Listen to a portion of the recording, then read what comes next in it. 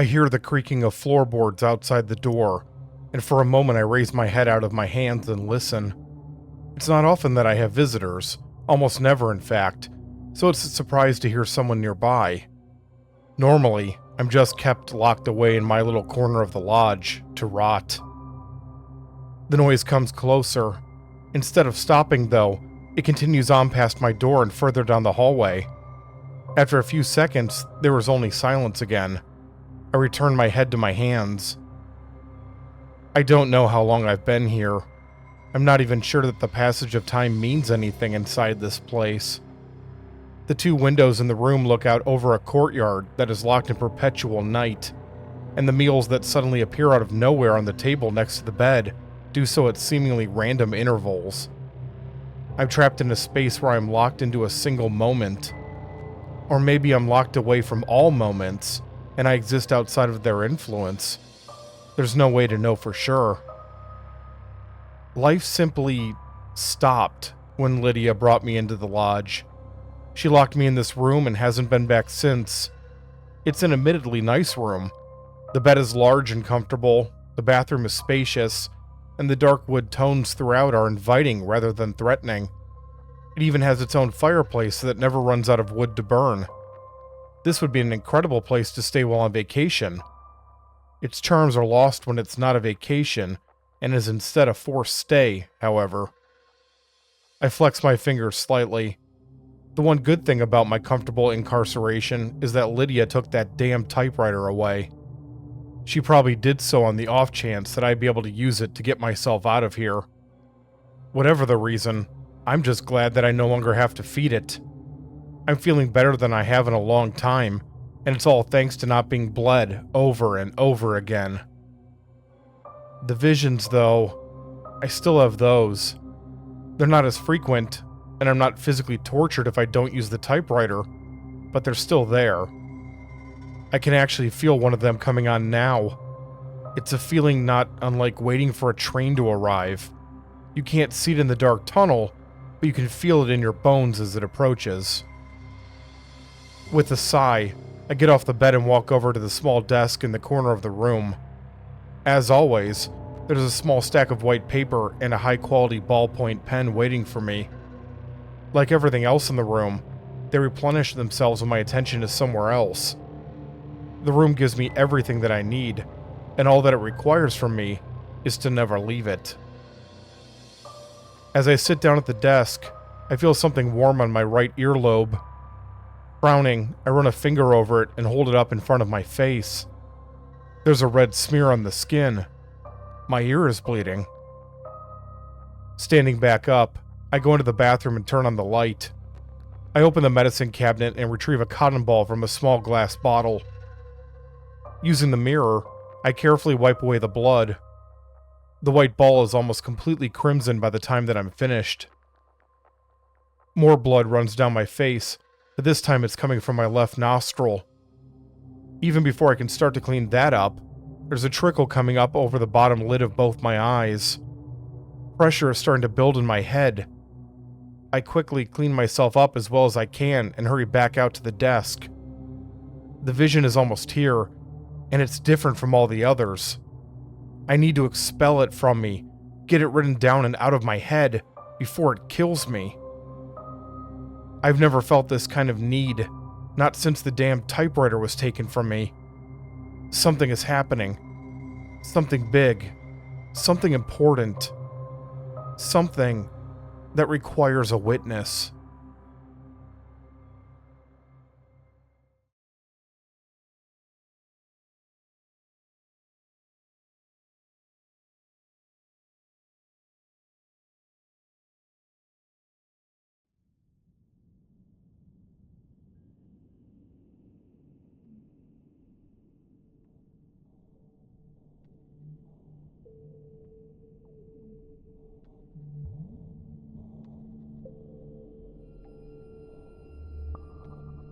There's a low creaking noise as the floor of the ship rises ever so slightly to the left.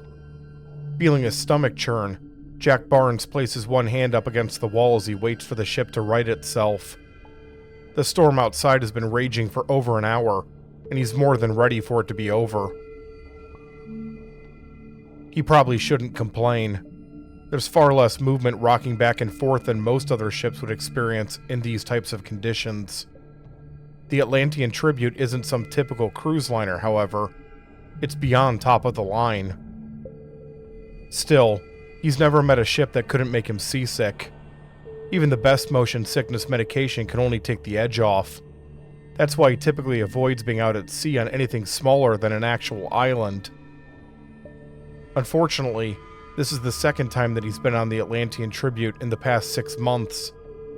He knows intellectually that both times have been necessary. The head accepts that, but the stomach? Not so much.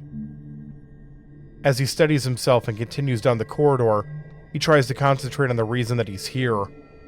That reason has a name, and that name is Silas Pembrook. He's worked for Pembrook since he was 13, and he's in his 40s now. Over those years, the man has been just as loyal to him as the other way around. That's why Jack always comes running when Pembrook calls him, even if it means catching a ride on this blasted ship. He passes by a man dressed in a suit worth more than his entire savings. He makes sure to give him plenty of clearance as he purposely avoids eye contact. Jack's line of employment has him working with any number of interesting people, but he doubts that he'll ever get used to being around the folks that run this ship. Vampires are bad enough. Vampires that operate an underground blood collection service and private abnormal medical business are quite another. At some point in the recent past, Pembrook made a deal with these fanged entrepreneurs. He's been allowed to set up shop on board the Atlantean Tribute, and in return, he assists them with their various experiments. Both sides seem mutually happy with the agreement. In fact, while the vampires don't pay any attention to Jack, he has noticed that they treat Pembrook with great respect. Jack smiles slightly. That's pretty typical when it comes to Pembrook. Like him or hate him, you have to respect him. He reaches his destination, a private room deep in the ship's bowels. He knocks on it and waits for a few moments before he hears a voice on the other side telling him to come in. Taking one last look up and down the hallway, he does as he's told. He's unprepared for the sight that awaits him. Typically, Pembrook's quarters resemble an immaculately kept library. Countless books fill the shelves, and items of great importance are neatly displayed. Filing cabinets filled with meticulously ordered documents line the walls. If not for a small bed in the corner, one could easily believe that they've walked into the study of a rich collector or a famous explorer. Now, though, the room is almost entirely empty. Pembrook is seated in one of the 2 remaining high-backed chairs, slowly placing pieces onto a large chessboard he has set on a table between them. He glances up and waves Jack over. "Thank you for coming, Mr. Barnes," he says in that calm and steady voice of his. "I hope the trip wasn't too difficult?" "I can't say I wish I couldn't have waited until this ship of yours was docked somewhere," Jack admits as he takes off his hat. "The boat that brought me out here got thrashed around by the storm pretty good. I'm in one piece, though, so there's that." "The transport is still waiting for you, as requested?" "Yeah, it backed away from the Tribute so that it doesn't get thrown into it by the waves. I just need to signal it when we're all done here." "Excellent." Pembrook raises an eyebrow. "I apologize for having to bring you out here in this weather. I wouldn't have done so if it wasn't absolutely necessary." "I know that, Mr. Pembrook. It's no problem." Setting the last chess piece in its place, Pembrook stands up and walks over towards a small table in the corner that Jack hadn't noticed. Sealed letters and packages are neatly stacked on it. He reaches under the table and produces a large black bag. "I need you to make sure that these reach the people that they're addressed to," he says as he hands the bag to Jack. Jack feels himself bristle slightly. He's been summoned down in the middle of the ocean during the worst storm in recent memory, risking life and limb to be here, so that he can, what, play mailman? It seems more than a little ridiculous. "I can't trust this to anyone but you, Mr. Barnes," Pembrook continues. It's imperative that each and every one of these makes it to their destination. We've known each other for a long time. I believe that you know that I'm not prone to exaggeration. If these aren't delivered to the people they're intended for, it could mean the end of everything that I've worked towards all these years." Jack is taken aback by the statement. He's never heard Pembrook talk like this before. He both looks and sounds tired. "Yeah, of course," Jack assures him. "I'll make sure each one of these is delivered personally. You can count on me." "I know I can," Pembrook says, placing a hand on his shoulder. "I've never doubted that." As Jack carefully places the deliveries in the bag, Pembrook returns to his chair and sits back down. The older man runs a hand over his face and sighs. Jack watches him from the corner of his eye. His stomach is unsettled again, and this time it has nothing to do with the rocking ship. Jack finishes his packing and pulls the bag's drawstring tight before tying it up. He hefts it a few times. It's heavier than he expected it would be, but it's nothing that he can't handle. "Be safe, Jack," Pembrook says without looking at him, staring off into the distance instead. Jack nods once and heads towards the door. He stops after taking a couple of steps and looks back over at his employer. He furrows his brow. "You've never called me that before," he says slowly. "Pardon?" Pembrook replies, looking up at him as if he's seeing him for the first time. "Jack. You've never called me Jack before. It's always Mr. Barnes. Never Jack." "Oh, no, I suppose that I haven't. Maybe it's time for things to change." Not knowing what to say to that, Jack nods.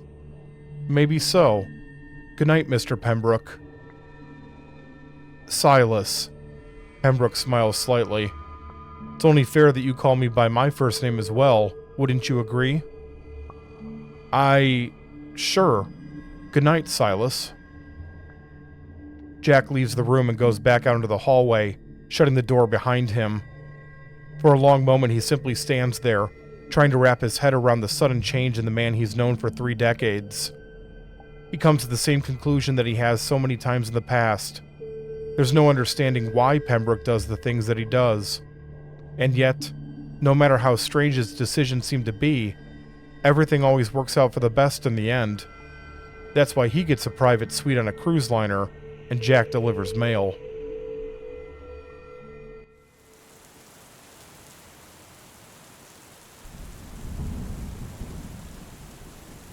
It takes him a while, but he eventually manages to make his way through the ship and up onto the deck level.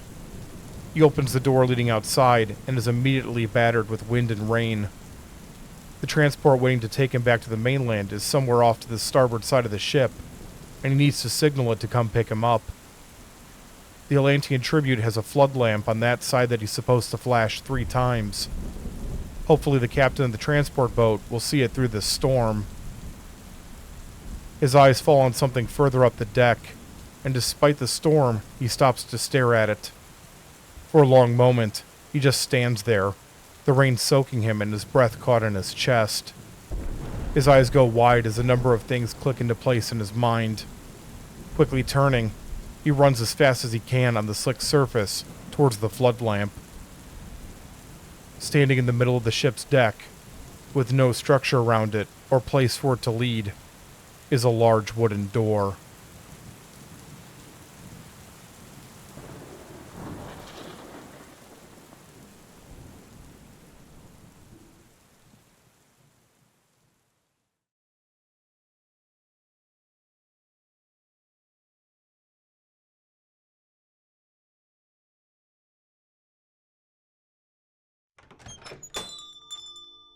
"Well, hello there," the tall man with the curled mustache says, studying the twitchy, stocky man standing by the front door. "And what can I do to help you this evening?" I don't know," the shivering man replies, cutting his eyes around the small shop. It led me here.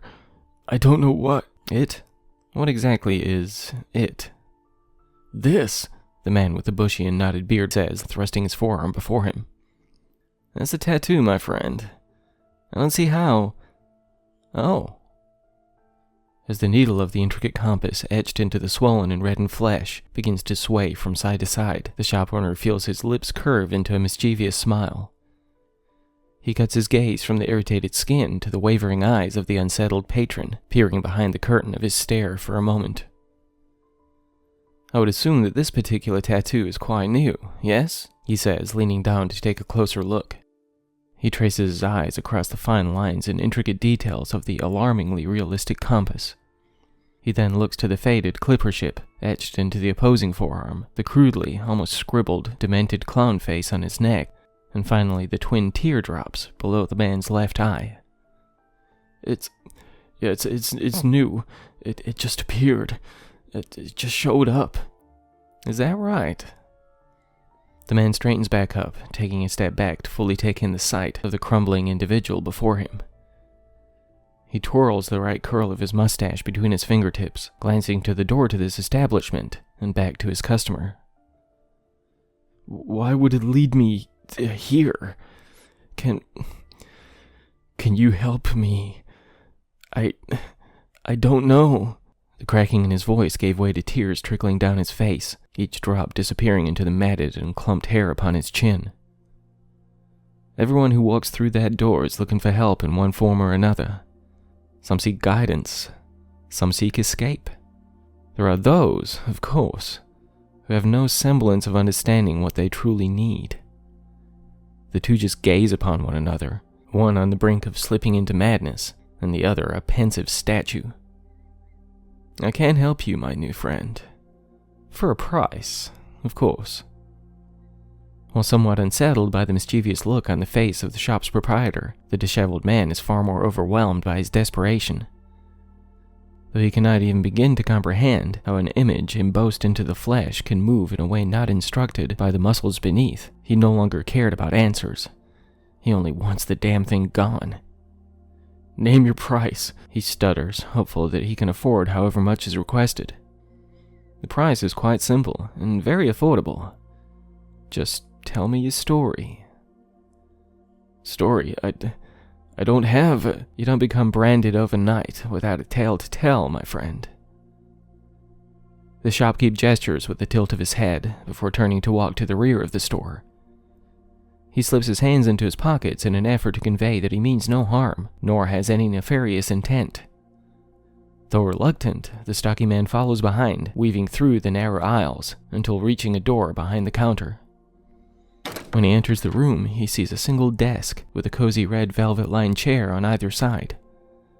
A small and simple, yet intricately carved wooden cabinet sits upon the desk, a similar design as the undecorated walls of the otherwise empty office.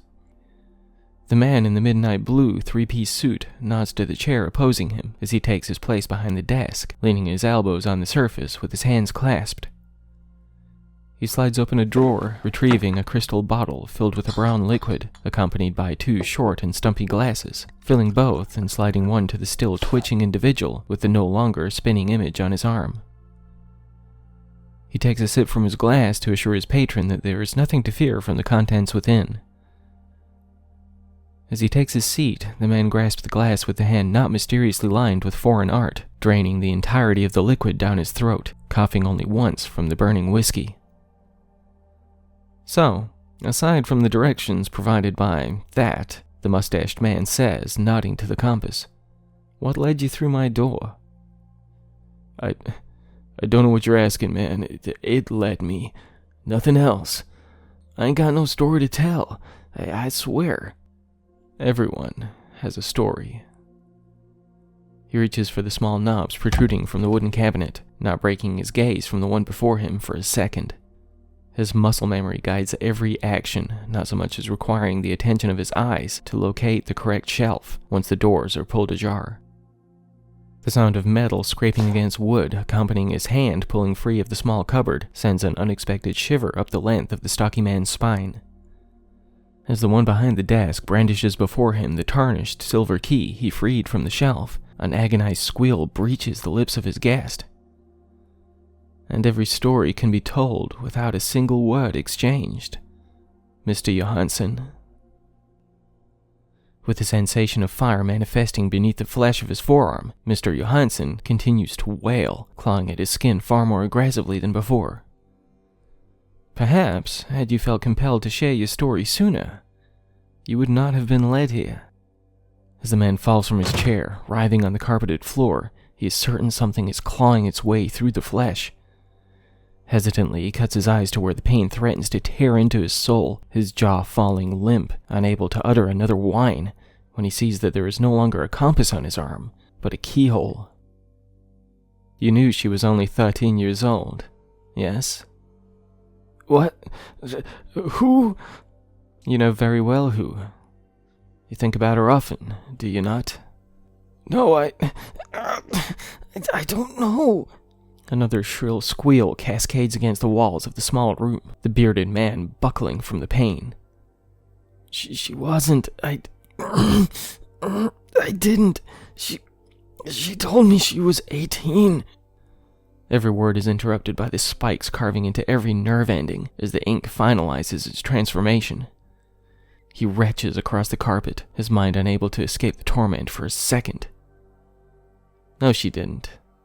What she did say, however, was no. You do remember that, do you not? Another drawer slides open, a much heavier sound of metal scraping the wood within. The pain subsides, leaving the still trembling Johansson spasming as he glares at his arm, the subtle crimson glow from behind the keyhole almost mesmerizing him. Nearly hypnotized by the sight, he feels his consciousness being pulled into it, until a slam pulls his attention back to his surroundings. You can lie to yourself about how some poorly applied makeup can age a child by half a decade all you want, but I'll forgive the all too predictable adage, no means no. As the bearded man raises himself from the floor, tumbling into the chair he vacated only moments before, his jaw unhinges once more when his eyes meet what now lays upon the desk. The long, somewhat rusted hacksaw on one side, and the tarnished silver key on the other. The man in the dark blue suit with his hands pressed to the surface, glaring back into his quivering eyes. "It's a simple choice," he says with a shrug, his expression stern but neutral. "One frees you from the tattoo, and the other, well, embraces it." Glaring back at the shop owner and down to the articles on either side of his hands, it didn't take him long to reach a decision, one quite separate from the given options. He practically stumbles back to the floor as he pushes himself from the chair, his gelatinous legs attempting to guide him to the door. When it had closed or how it had been locked from the outside, he couldn't begin to rationalize, but that didn't stop him from trying to break through. The minutes trickle by as he forces his shoulder against the dense wood, which shows not the slightest indication that it may break loose. He jiggles and pulls the knob, screaming out again and again, until his exhaustion lands him back to the carpet, tears spilling down his face. He turns to see the shopkeep having reclaimed his seat, his fingers entwined before him. His guts churn as he glances at the ragged saw, his mind instantly visualizing the process of removing his tainted limb. His head shudders involuntarily as he climbs back to his shaky legs. A choice must be made, as haunting as either option may be. He comes to a decision as he drops into the chair parallel to the man who still studies him. Whatever the key has in store for him has to be a better option than surrendering his prominent hand. With a subtle nod to the small key, a smile forms on the face of his captor. Surely, he thinks as the man slips the key from the table, this'll be the less painful choice. He allows a stuttered chuckle to breach his throat, while the man in the three-piece suit props himself upon the desk beside him, holding out a hand upon which to rest his arm. For what it's worth, the man says, twirling the key between his fingers, this choice will finally make you something of use. There is no pain as the metal is guided into the opening, nor when it is turned with an echoing click. The two look upon one another as the man with the curled mustache stands back up, strains his waistcoat, picks up the small cabinet from the desk, and walks out of the room through the door that appears quite easy for him to open. Perplexed, gazing down at the key protruding from his arm, Johansson allows himself to believe that his suffering may have come to a close. He lifts himself from the chair, beginning to walk toward the splayed open entrance to the room, exhaling a heavy breath. Stopping short of the exit, noticing that the door that prevented him from leaving is now absent from his frame, he feels a strange sort of tingling throughout his extremities. It's not an unwelcome sensation, almost euphoric in a way, but quite puzzling to his still fracturing mind. 2 more steps guide him to where one room meets the other, his heart racing again when his leg refuses to take that 3rd step. The shop's owner is twirling his mustache as he glares back at the one frozen in place, whose heart is pulsing quicker than ever before. A single wink is the last thing his eyes are capable of visualizing before the transformation begins, before his eyes are violently retracted into his skull. Every limb stretches, his arm pushing against the frame within which he is locked. His vocal cords are unable to utter the scream trapped within his lungs, as the skin slowly peels back, revealing only the crimson, hardened surface beneath. From the dead center of his head to the base of his crotch, the flesh unzips while his insides expand and flatten. His torso conjoins with his arms as his legs snap together, stretching outward to the wooden frame. With all senses but that of the shrieking agony deafened, he is only aware of his skull splitting and crushing into a thin slab. With one final crunch echoing through the quaint little shop, a bulge forms from what was once an arm, sprouting a shiny brass knob with a simple tarnished key protruding from it. "Thanks for that, Mr. Johansson," the lone individual occupying the little pawnshop says, to the vibrant crimson door erected at the rear of the building. As he pulls open the door, the warm, inviting red glow embraces him, a familiar blanket of vibrant energy he has not felt in some years. He just gazes upon this wondrous sight for minutes on end, possibly hours, until closing the entrance to somewhere else shut, pulling the key from the knob, and slipping it back into his pocket.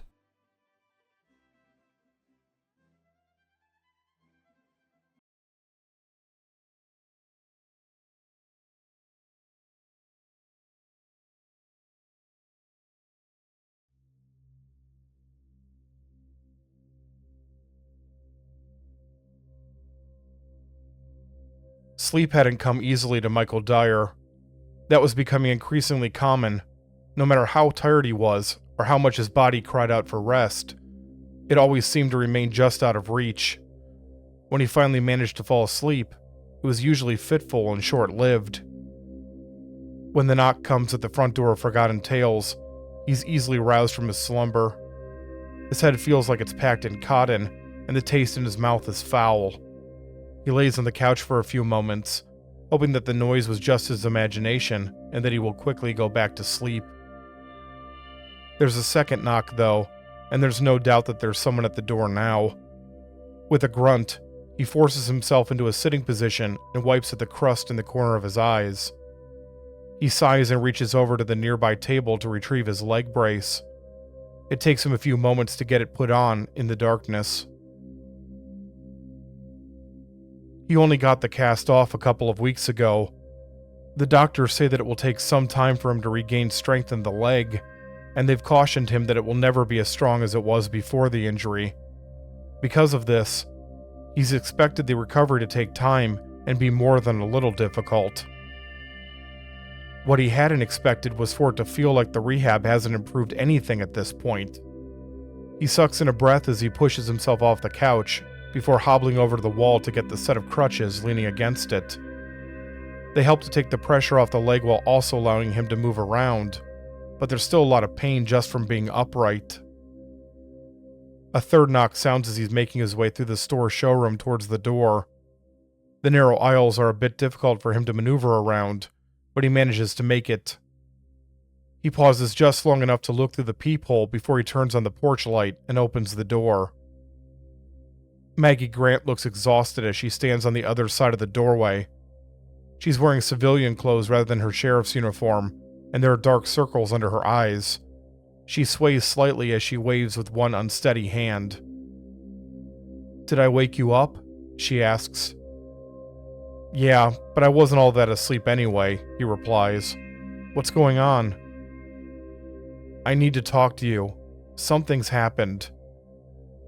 "I figured. Maggie, are you drunk?" She waves her hand again, this time dismissively. I'm barely buzzed. You'd know if I was drunk. Michael feels a stab of sympathy for her. The last few months haven't been easy on her, and because he's been recovering from his severe injuries, he hasn't been there for her as much as he would have liked to. Now that he's on the mend, he's going to make it a point to change that.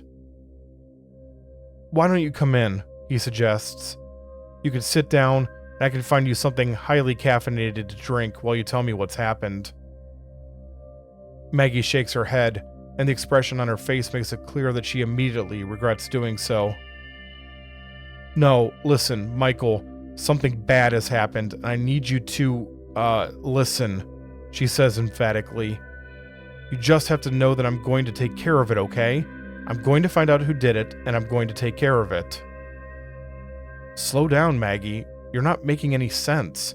Just take a deep breath and explain to me what's happened. Maggie takes a moment to compose herself. A little less than an hour ago, I got a call from the cemetery caretaker. The cameras there picked up someone on the west side of the lot. I went to check it out and... Jesus, Michael, there's no good way to put this, so I'm just going to come right out with it. Evelyn's grave has been robbed. Michael feels a mixture of anger and confusion fill him. What do you mean, it's been robbed? The tombstone, the casket, her body, it's all gone. Someone took everything and just left a hole and a shovel behind. Look, first thing in the morning, I'm going... She suddenly stops talking and turns her head to one side. When Michael starts to say something, she holds up a finger to silence him. She's listening to something. Do you hear that? She asks after a minute or two.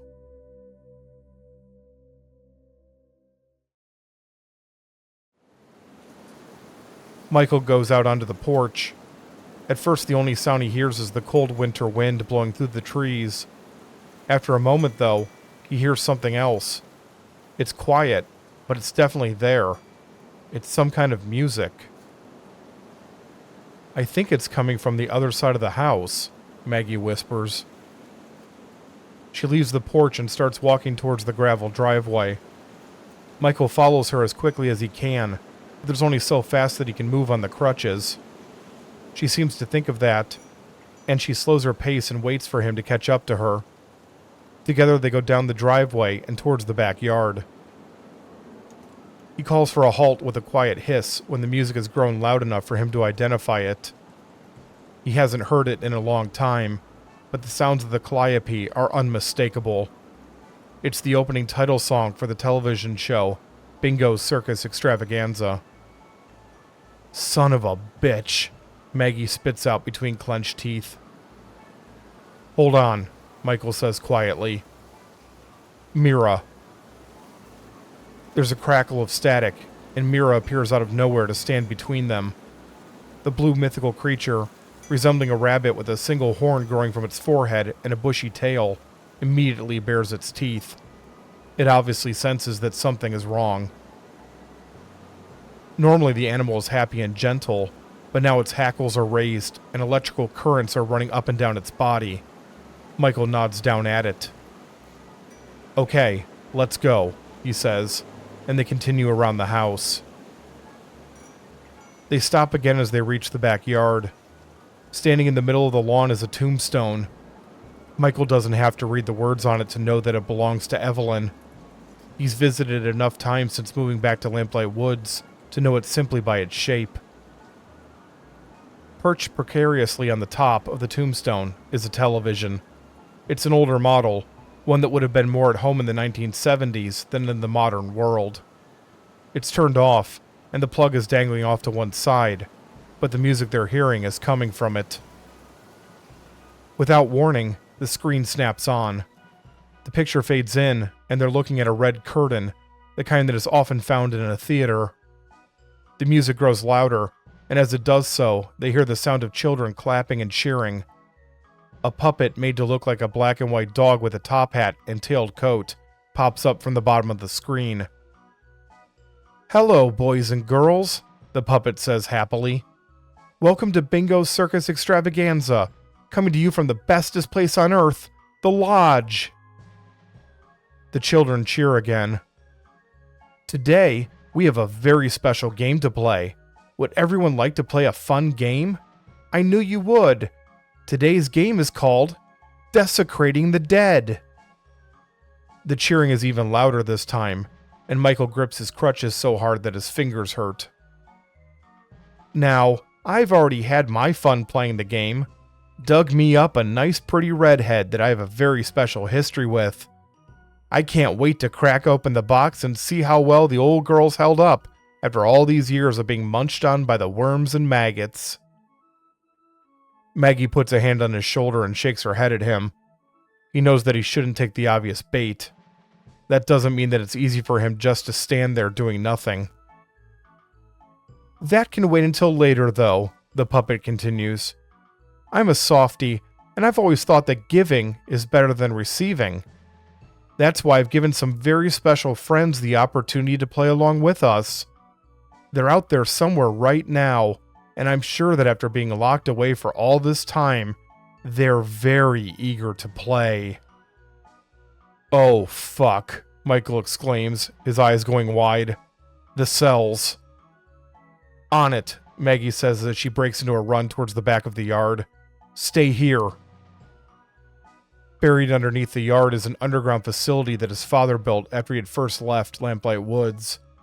It serves a number of purposes, but one of the biggest is containing dangerous entities that his father had apparently felt couldn't coexist with the town. These entities are locked away in cells deep within the facility.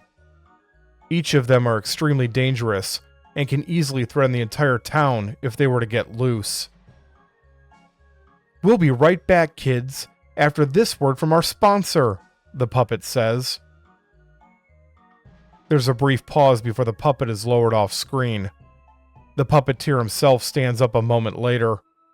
He's bald with a scraggly beard, and he's wearing a black button-up shirt.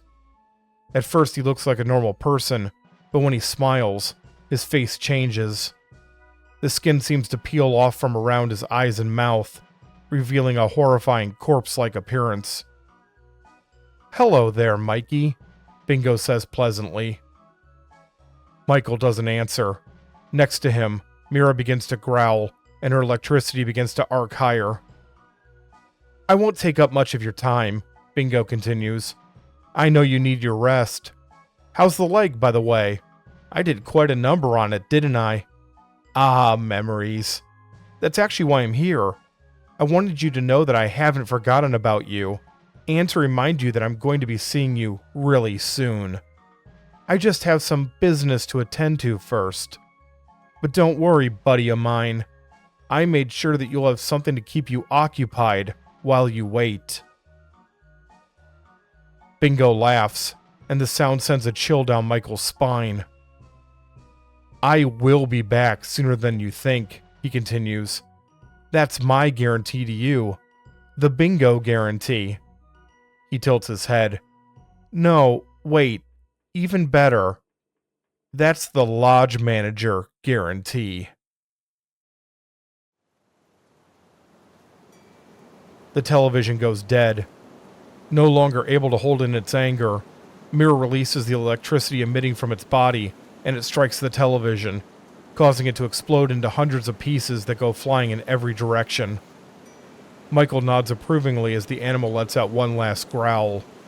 If it hadn't done that, he would have done it himself with his crutches. Maggie comes walking up towards them out of the darkness. Her face is stony, and she shakes her head in frustration. Michael knows what she's going to say before she says it.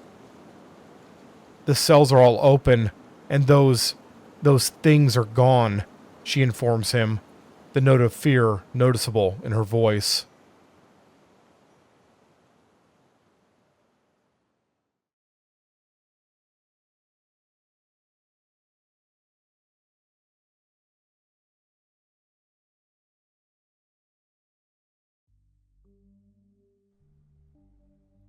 I just don't see what you see in him. Why do you think he has done anything to earn this position? She says, brushing the vibrant red hair from her face, crossing her arms in frustration. She is quite striking, with a long, silky black dress barely hanging on to her slender shoulders, cascading down her curvaceous frame like a waterfall. Well, it is quite obvious the copious amounts of makeup was applied in an effort to hide away more than a few wrinkles. She carries herself with the confidence of one far more youthful than she is. "Forgive me, my old friend, but you do not even know him," the slender and frail, elderly man replies, the strained words trembling in his throat. "I don't need to know him, Henry. He's not a difficult man to read." "When did you grow so cynical and judgmental, Dolores?" The old man gives a heavy sigh, subtly shaking his head. "You know when. You know better than anyone, Thatch." The empty gaze she offers the slender man would have intimidated him once, but not now. Not with his story so close to its final chapter.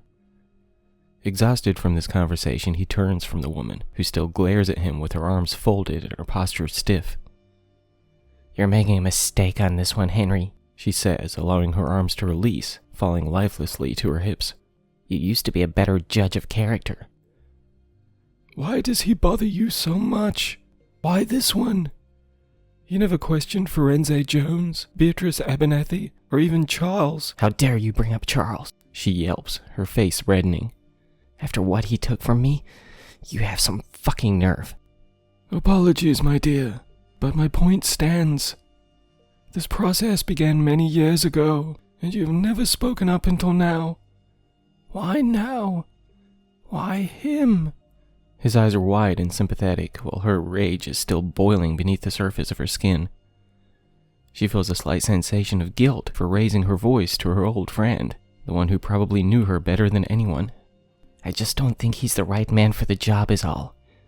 Invite him in if you must, but don't offer him this. After all you have done for the lodge, do you really—" "You make it sound as though this is my choice. We are but servants, my dearest Dolores. You know this as well as I. While I have had some influence on this decision, there's only so much that is in my hands." "I just don't see why you won't speak up for Alistair," she says, immediately regaining her condescending tone. "He has put in far more work to earn it than this fool." "Alistair is a monster," the man replies with contempt, practically spitting with the words. "I would sooner entrust him with digging his own grave than something like this. Filth like him does not belong inside the lodge, let alone—" "And who's being judgmental now?" she says, allowing a smug smirk to reach across her face. "We've known each other for a long time, my dear. While I've grown older, you have permitted yourself to be frozen in time. Perhaps allowing the years to sink in may provide you with a little much-needed wisdom." As he turns on his heels, placing his hands behind his back and strolling toward the exit, the woman with the vibrant crimson hair mumbles words he chooses not to register. "You are such a talented artist, my dear friend," the old man offers, stopping before the door to the beautiful gallery, tracing his eyes across the paintings lining the walls. "For such a creative mind, it is alarming how little imagination you have." With that, he gently pushes the door ajar, allowing it to close behind him as she still stands in place. "I'll show you something imaginative." After a brief drive, the woman arrives at a nearby pawn shop, one owned by another old associate. "I need the whistle," she demands the second she pushes through the door. "Well, hello, Dolores," the tall and lean man in the three-piece suit says, twirling the left curl of his mustache. "Please, hi—" he interjects, holding a finger to his lips. "No names, love. Why do you need the whistle? You do know it's, reserved, yes?" While he has no interest in hearing her motivations for this request, he's still willing to hear her out. He's always willing to hear what his customers have to say, whether or not he agrees with their cause. "I'll bring it back. I just need to borrow it." "You know the cost, sweetheart. I already know all your stories." Let me just take it for a few hours, and I'll bring you a new one." The man studies the desperation in her eyes, already reaching into his pocket before securing the decision to offer her what she requested. "Just a few hours," he says, handing her a thin, silvery, reflective whistle. While she is momentarily tempted to inquire as to why he had this item so conveniently located, she had fallen down such rabbit holes with this man before. There was no time to deal with such frivolities right now. With a single nod, she slips the slender cylinder from his hand, to which he offers a slight bow. She almost bumps into the stocky bearded man entering the shop, while she practically sprints for the exit, not so much as acknowledging him. He just stares at her, aggressively scratching his forearm as though allergic to her dismissive attitude. She is on a mission, one from which she will not back down. She would rehearse her apologies and explanations to Henry another time, but not today. Not until the work is done. Night had fallen by the time she parks her BMW across from the coffee shop to where she has tracked her target. She just watches him through the window as he sips from his cup, fidgeting with his laptop. It feels like hours may have passed by the time he gets to his feet, something she may have missed with her eyes growing heavier from the busy day.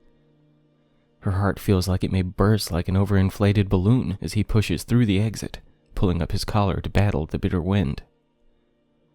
Though she knows she should wait until he gets clear of bystanders coming and going on the street, her impatience was already guiding the whistle to her lips before she even realized it.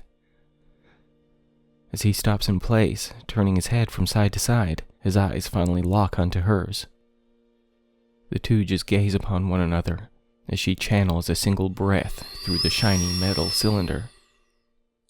When a gargled howl echoes from seemingly all around the area, it catches Dolores off guard as much as the man she saw fit to feed to it.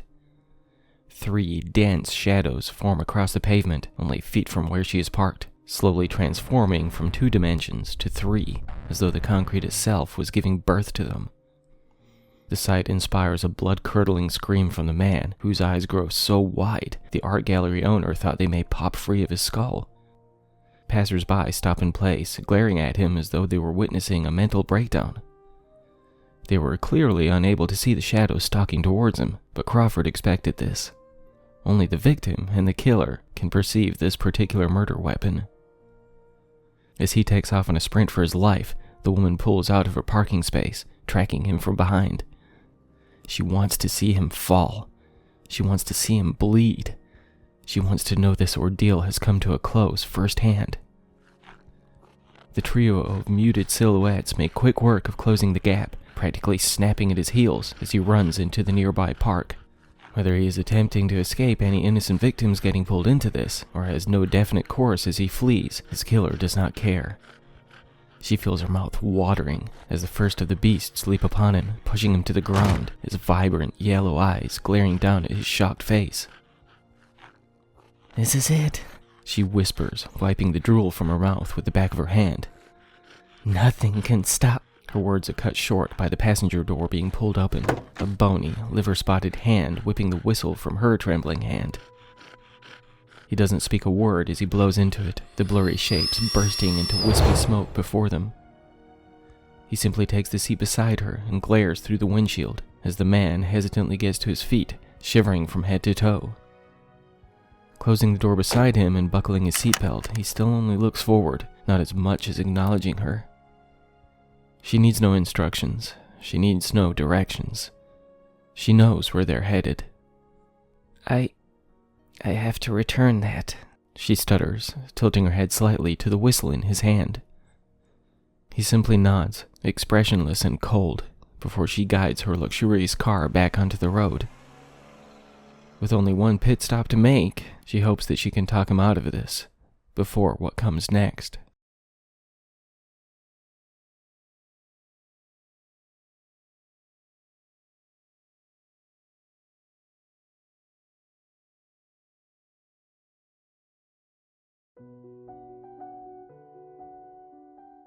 Pembrook remained still in his chair for a long moment, his body still and his demeanor calm. He would be lying if he said that he wasn't feeling a bit nervous. In a way, he relishes that feeling. It's such an uncommon sensation for him that it's almost a comforting confirmation that he's still alive and human. There are moments where he questions the latter. The knock that had come on his door moments before is not unexpected. Quite the opposite, actually. He's been expecting it for quite some time, and now that it's come, he finds that he's not quite sure how to feel about it. It falls somewhere between trepidation and relief. Deciding that there's no point in delaying the inevitable, he stands up and crosses over to the door. Now that he's made his decision, there's no uncertainty in his movements. He has chosen a course of action, and he intends to follow it to its conclusion. He opens the door to find a young woman standing on the other side. She is clothed in a severe black dress that is buttoned up all the way to her chin. Her brown hair is tied back in a bun. The entire effect makes her look older than she really is. She looks up at him in silence, the corridor behind her completely dark. "Mr. Pembrook, I presume?" she asks finally. "At your service, child," Pembrook answers with a slight nod. "My master asks for a few moments of your time." He steps off to one side and nods again. "Of course. Please, come in." The young woman steps into the chamber and moves to the opposite side of the doorframe. As she does so, all the lights in the room go out, plunging everything into darkness. Pembrook remains calm and still.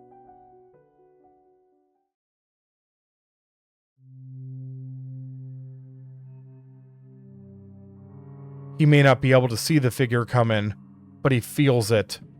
Its presence is large, well over 8 feet tall, and it passes within inches of him. It moves in almost complete silence, with only the sound of cloth moving over the floor being audible. For the first time in a long time, he feels a chill go through him. This is not the same presence that he remembers. A single light in the room reignites, the one directly above the table containing the chessboard. When it had turned off, it had glowed a soft and warm orange. Now, it is a cold white that barely illuminates anything below it, while accentuating the shadows. The young woman steps out of the darkness and sits down in one of the chairs. "Please, Mr. Pembrook," she says. "Sit." Pembrook recognizes her words for what they really are. These are his rooms, but she is the one inviting him to sit across from her. It's a seemingly innocent act that is truly meant to show dominance, that even in his most private place, she and her master are in charge. Even knowing this, Pembrook does as he's instructed. As he does so, he looks up into the darkness behind the young woman's chair. He still can't see the figure that's in the room with them, but he can feel it. It's like an always present pressure looming over them.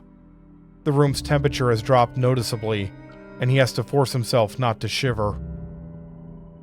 Without a word, the young woman reaches out and moves a pawn 2 spaces forward. "Is that your move, or is it your master's?" Pembrook asks with a raised eyebrow. "My master's hand is always behind everything that I do," she replies matter-of-factly, her eyes locking with his. "Of course it is. You must forgive my curiosity. Your master and I have never needed to speak to one another through a mediator before." She cocks her head slightly. "Things change, Mr. Pembrook." He flashes her a half smile as he moves one of his own pawns. "Oh, I'm very much aware of that." Without hesitation, she moves one of her knights out in response. "My master is proof that the only inevitability is change. Surely you must feel that." The smile slips from Pembrook's face. He looks back up into the darkness. Maybe it's his imagination, but he thinks that he can just make out a pair of eyes staring down at him. They are perfectly round and silver, as if they've been constructed out of poured metal instead of being biological. These are not the same eyes he's looked into many times in the past, and they are certainly not a trick of his imagination. "Yes," the young woman says, "you do indeed feel it." For a few minutes there is silence. They move various pieces around the board, neither taking an immediate advantage, but both playing to be set up as well as possible for the endgame. The metaphor isn't lost on Pembrook. He and the young woman's master have always maneuvered around one another in an attempt to gain enough of an edge to ultimately claim victory. He had thought that he had done just that years ago and a world away. He had been wrong. He frowns as he examines the chessboard. That inaccurate belief has ultimately led to this very moment. While he had believed that the monster had been trapped, left to die with the universe around him, that hadn't been the case. In fact, the experience had clearly led to the young woman's master evolving, becoming something more than he once was. The creature that Pembrook had been willing to sacrifice an entire universe to eradicate had only grown stronger because of his actions. Pembrook clenches his jaw. Despite his best efforts, his legacy will be one of failure. He's played the game, and he's lost. Hopefully the others will be able to succeed where he has not. I suppose that congratulations are in order, he says, determined to let things play out with his dignity intact. It's not every day that one becomes a manager of the lodge. Your congratulations are appreciated, the young woman replies. It was an unforeseen circumstance, but as you know, one must be prepared to take advantage of every opportunity. Of course, I completely understand. I will admit, though, that there's one thing that I don't understand. What is your role in all of this, my dear? At this moment, she shrugs, simply to act as my master's voice. And he can't do that for himself? He can. He simply chooses not to at this time. Pembrook moves another piece on the board. Interesting. What do you do for him when you're not being his mouthpiece? She smiles an ugly smile. Me? I'm the builder of nightmares, Mr. Pembrook. Well now, it would appear that this game is over. Slowly, the young woman slides a bishop across the board. With that finished, she sits back in her chair and watches him closely. Pembrook doesn't need to examine the board to know that the game is indeed finished. Checkmate, she says simply. He nods once and reaches out with one hand to gently place his king on its side. The young woman waits for him to release it before leaning forward to take the chess piece for herself. She examines it for a moment before closing her hand around it. A souvenir, she explained simply. Pembrook isn't listening. Instead, he straightens his tie and brushes his hands down his vest to smooth it out. When he's finished, he places one hand on each arm of the chair and collects himself. Will you also be doing the dirty work for your master? He asks calmly. The young woman shakes her head. No, Mr. Pembrook, she answers quietly. This is a pleasure that my master reserves for himself. He thanks you for the long game of chess. It has been stimulating. The darkness above and behind his chair seems to grow larger. As it does so, more of the heat is sapped from the room. The light over the chessboard grows dimmer, going from white to a sickly gray.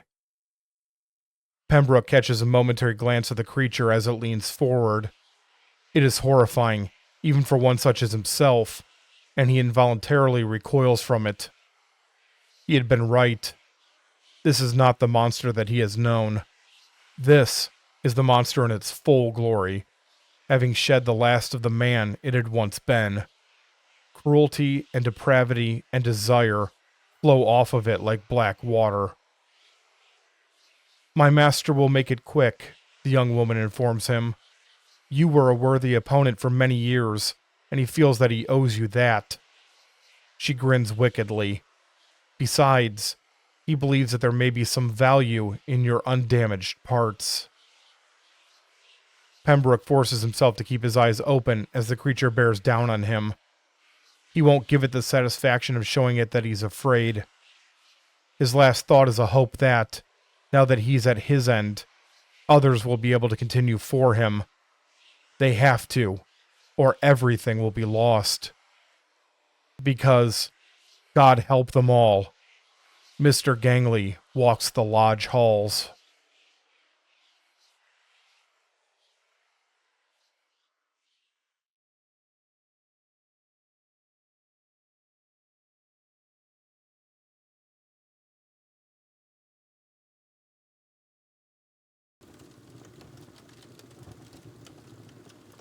All is still in the room. The pen has stopped its frantic scribbling across the pages, and there is no more trace of the labored breathing that had echoed off the walls only moments earlier. The only sound is a soft dripping noise as blood runs off of the table and falls in thick droplets onto the sheet of paper that has drifted down onto the carpet. There had been no pain. The vessels in his brain had all ruptured at the same moment, and death had been instantaneous. After over a year of constant pain, it was finally over. The writer lays dead, his head on the table. His final page is underneath his head, and his words are obscured under the crimson stains. "Fear the managers," it reads.